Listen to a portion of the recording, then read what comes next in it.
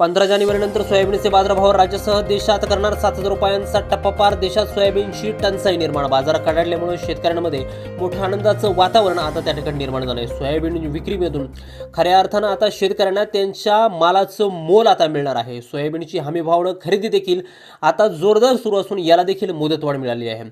व्यापाऱ्यांची बाजारामध्ये सोयाबीन खरेदीसाठी आता एकच झुंबड उडालेली आहे. बाजारभाव 7,000 रुपये पार होणार म्हणून प्रत्येक व्यापारी सोयाबीनची चढ्या दरानं त्या ठिकाणी खरेदी करू लागला आहे. मागील 15 दिवसात सोयाबीनचे बाजारभाव हे जवळपास 84% वाढलेले आहेत. याशिवाय सोयाबीन जी काय आहे तर सोयाबीनला देखील बाजारामधून मागणी ही आता वाढत आहे.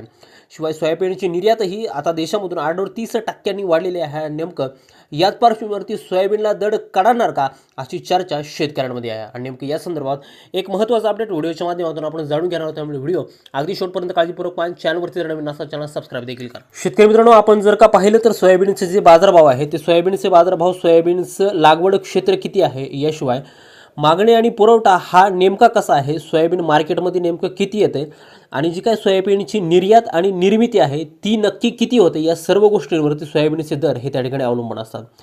मागील महिन्यामध्ये जर का आपण पाहिलं तर सप्टेंबर आणि ऑक्टोबर महिन्यामध्ये सोयाबीनचं प्रचंड मोठ्या प्रमाणात पावसामुळे नुकसान झालं आणि त्यामुळं आता आवक कमी झाली आणि बाजारभाव वाढायला सुरुवात झाली. एकंदरीत मागणी आणि पुरवठा यांचा समतोल हा बिघडलेला आहे. सध्याचे जर का सोयाबीनचे बाजारभाव आपण जर पाहिले तर लातूरसह अकोला बाजार समिती असेल, जालना असेल, वाशिम असेल, हिंगोली असेल, हिंगणघाट, मलकापूर अशा महत्त्वाच्या बाजार समित्यांमध्ये सोयाबीनने हमीभावाचा टप्पा देखील त्या ठिकाणी ओलांडला आहे.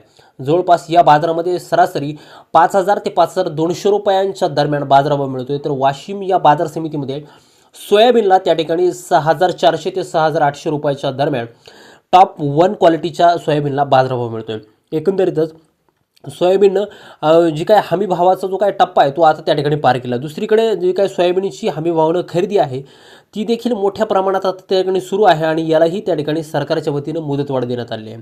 आता शेतकरी एक काम करत आहे की बाजार समित्यांमध्ये बाजारभाव जर का वाढले तर शेतकरी आता खरेदी केंद्रांकडे त्या ठिकाणी पाठ फिरवताना दिसत आहे. एकंदरीतच बाजार समित्यांचे बाजारभाव आता वाढल्यामुळे जवळपास त्यांना तिकडं त्या ठिकाणी जास्त बाजारभाव मिळतोय आणि त्यामुळे शेतकरी खुल्या बाजारात देखील सोयाबीनची विक्री करताना जास्त प्रमाणात सध्या दिसत आहे.